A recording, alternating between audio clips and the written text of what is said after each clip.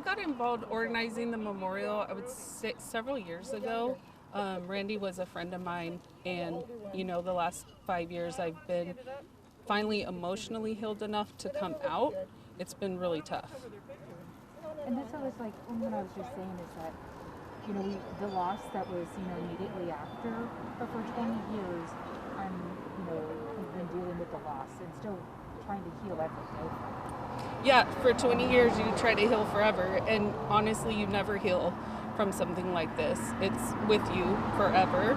It's with you for 20 years. It's with me every day, and it has been with me every day for the last 20 years of my life. And I was kind of overhearing, a lot of people talking about where were they, March 5th, 2001 at 9:20 and, do you think about, as you get closer to this date and today at 9:20 where you were? I think about it all the time, but specifically at 9:20 a.m. On March 5th, my body just knows that it's 9:20, and it's tough. It's tough for all of us. It's so tough for so many survivors from here, specifically at Santana, because we didn't have the same kind of connections. Social media didn't even exist back then, and so for us to stay in contact, it's been really tough through the years to really be in contact with each other. And I just feel it's important. I feel that Randy, I just feel he's with me all the time. And we were only kids then, and he was 17 and I was 16, and I had no idea that he was going to be gone that day. I was here. Yeah, I was here with him when it happened, and I was in the small quad when he was killed, and that's lived with me and all my fellow survivors here forever. Yeah, and it's like everyone grieves in their own way, right? And how they internalize it and how they heal from it is up to them.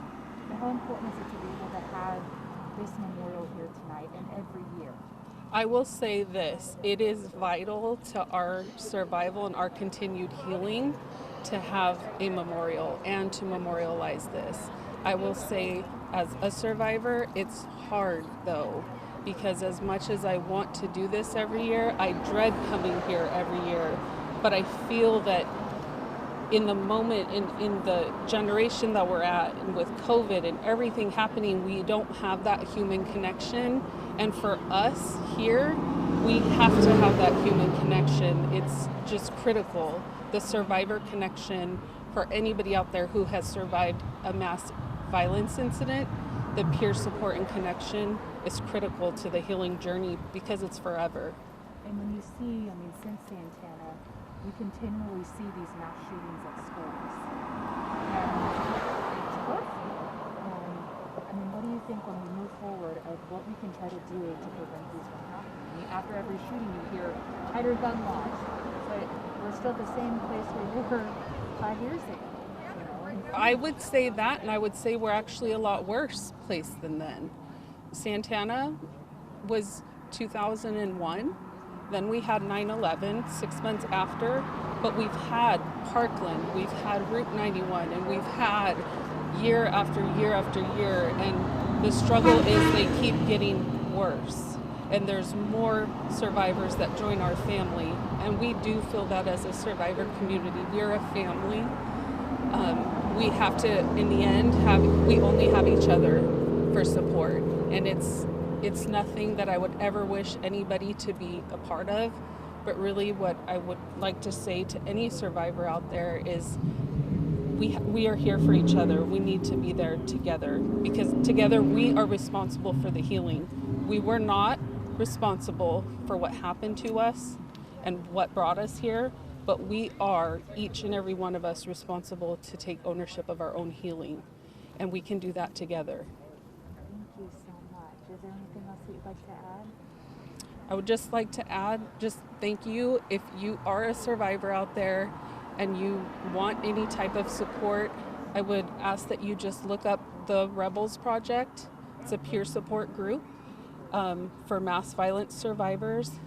You can also text survivor to 66433 if you're interested in any type of advocacy work.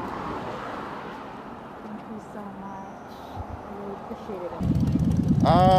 It's important to be here, sense of togetherness. I mean, everybody here was affected some way or another, and not only that, but people that were connected to us, family members that may not have been here, but were also felt the ramifications of what happened here that day. I mean, and it's like, even though it's 20 years ago, I'm sure you remember it like it was yesterday. Yeah, I mean, I speak for myself, but there are moments where it kind of takes you right back to where you were that moment, that day of time.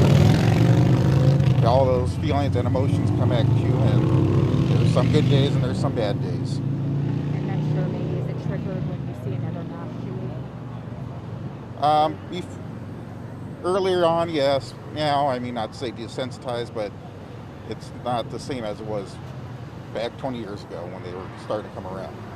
Peter, she had said you were the security guard that was shot. Yes. What were your injuries, and 20 years ago, do you still deal with those injuries? I don't have any injuries. I think most of my scars have kind of went away, but yeah, it's sometimes kind of surreal that it's been 20 years or even 2 years or 1 year, but it's just always, like I said, it's just some days are better than others. And when you look at it, you see so many people here. And, like I was just telling my photographer, you walk around and you can hear people's conversations of where they were in 2004 and 2020. Yeah. And if somebody were, if you were going to say that, where were you at 2020? I was just right outside the bathroom that morning. Just gotten to work actually, not even 20 minutes before all that had happened. And just everything kind of took over from that point on, and just one thing led to another, and that was kind of rest was history, I guess you could say. Were you the one that thought you heard fireworks? Yes, I was. When I first heard it, I thought there was kids playing with fireworks in the bathroom, and wasn't until I approached it when people were running out of there, and then I actually went inside after that, after everybody had came out, and that's when I realized it wasn't fireworks and it was something more serious. And just radio call went out for 911, and things went, I wouldn't say spiraling out of control at that point, but things just kept going from there. Yeah, so he was working that day when 20 years ago, so you probably remember more things. I remember a couple of details. Were you shot in the shoulder? I was shot 3 times in the back. One went in and out of my shoulder, one went in and out my side, and I still have one more in the small of my back. When you see the images in the video that day, I mean, do you just feel like you don't need to see them because you went through like that? I mean, I watch it in my car and it breaks and works. I've seen clips and whatnot, and once in a while something comes up, and I take to see what it is, and there's things, different point of views and different photos that were taken from other areas of the campus of that morning, and just parts I didn't see. Once you kind of get tunnel vision and adrenaline gets going, and just go from there. And what you had said too is that you kind of become desensitized to it even as a survivor. But now, every year we hear there's more proposed laws out there for stricter gun legislation. Is that something that you push for, that you'd like to see? Or what do you think can be done? As far as prevention, I mean, I don't know. I mean, yes, gun control and gun laws are important, and things should be more, I guess, things should be a little bit more stricter, but a lot of times when it does happen, it's, because the firearms are in the household, and I mean, we all have our rights, and that's fine. I'm perfectly okay with that, but I think just needs other things maybe be more precautions to be taken, and whether it's in the school and trying to create unity amongst the students and the staff, and